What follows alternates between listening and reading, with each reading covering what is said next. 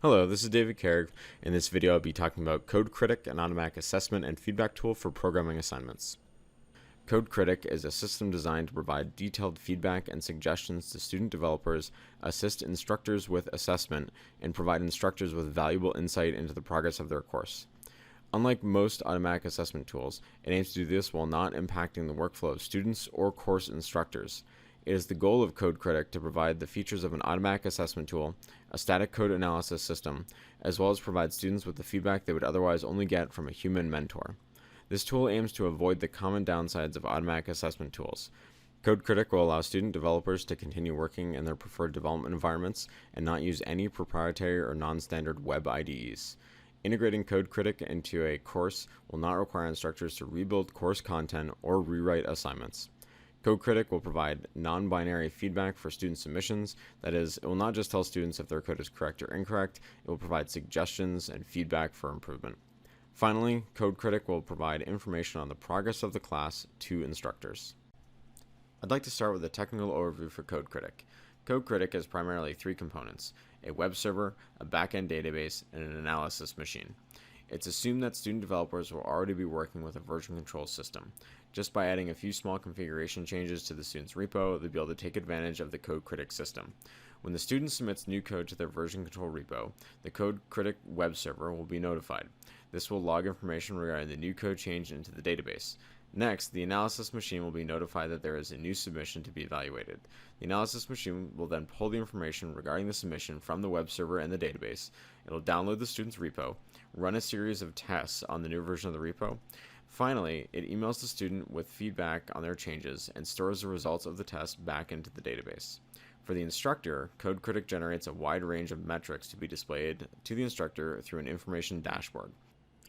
Now what I'd like to do is run you through a full example of using the Code Critic system. So I'm going to start by going to bitbucket.org and creating a brand new repository called Code Critic Example.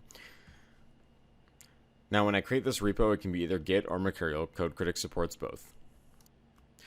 Now that I've created the repo, I'm going to go ahead and clone it onto my machine. Once I've cloned the repo, I'm going to go ahead and create two new projects. The first project is just going to be a C++ console application. I'm going to go ahead and just create a very basic C++ Hello World application. For my second project, I'm going to create a C# application. I'm going to do the same thing with this one and just create a very basic Hello World. Now that I've finished creating the two projects, there's only a few things I need to do to connect Code Critic to this repo. Step 1. On the Code Critic repo, I need to give permission to the Code Critic user to be able to access it. The Code Critic username is snhucodecritic@gmail.com. The second thing I need to do is add a brand new webhook. This webhook will be used to notify the Code Critic system whenever a new push on the repo occurs. The URL for this is http://cc.dcarrig.com/webhook. We want to make sure that it's active, repository push is checked, and hit save. The last thing that we need to do is create a Code Critic configuration file in the base directory of our repo. This is just a plain text document called Code Critic. Inside this file, we need to specify the email address that we'd like Code Critic to send our feedback to, the course and section number if we are in one, as well as which assignments map to which subdirectories inside of our repo. For this example, I'll have it send the feedback to my Georgia Tech email address, dcarrig@gatech.edu. I'm going to specify that I'm in course GAM 110 with a section of 1111, and I'll also say that homework 1 can be found in example CPP subdirectory, and that homework 2 can be found in my example C# subdirectory. The only thing left to do at this point is to commit and push.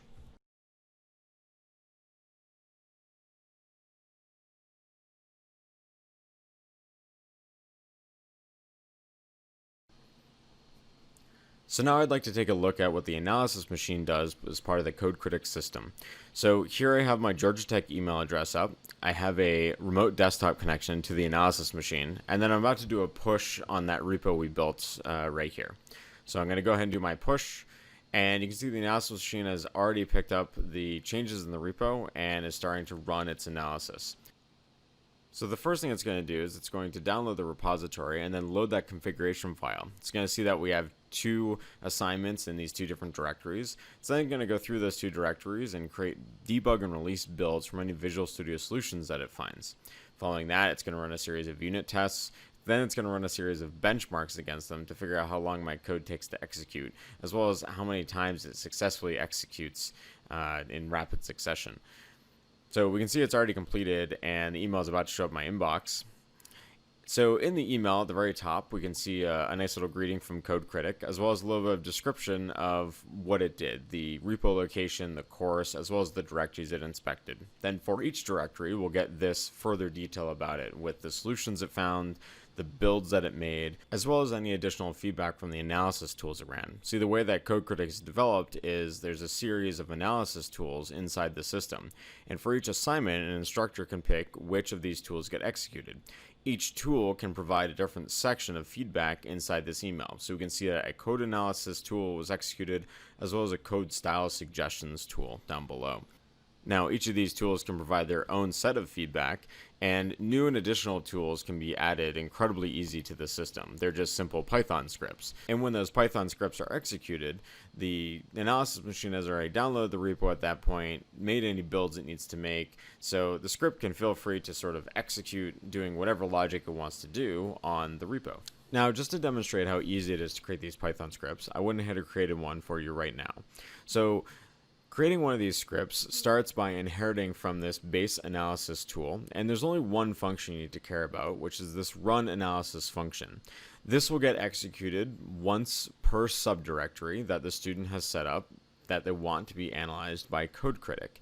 Now, while this run analysis function is executing, you have all the information that you might need. The directory that you're executing on is there and available on the hard drive for you already. The executables are passed to you, so you have access to those if you need them.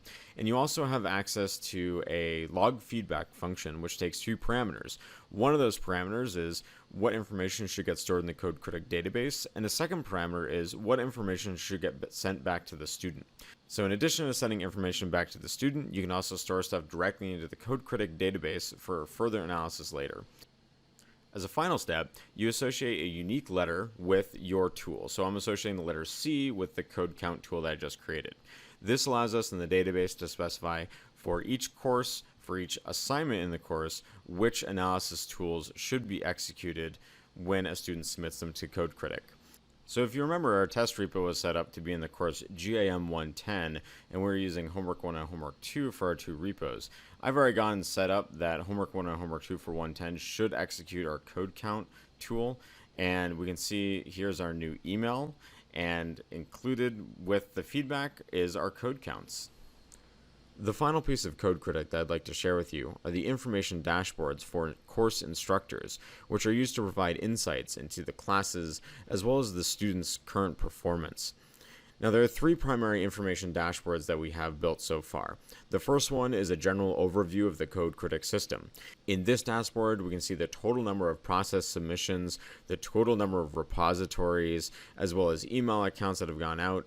We get the total amount of daily submissions to the Code Critic system, as well as the amount of feedback each one of the Python scripts are generating, total submissions per course, as well as the total submissions per user or per student. The second information dashboard that we have available to us displays information about specific courses.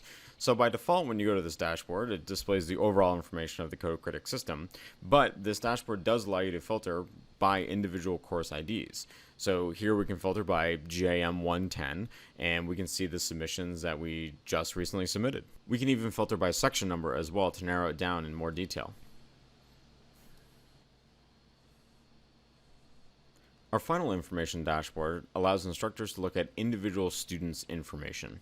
So for example, we can go look at the information for David Carrick. Now we could see that his build errors per day has been increasing lately. This could be an indication that he's starting to do poorly in his programming courses. However, if we filter by GAM 110, we can see that his build errors are actually going down. Maybe this is an indicator that he's doing better in GAM 110 than he is in his other courses. I hope you've enjoyed this overview of the Code Critic system, and thank you very much for watching.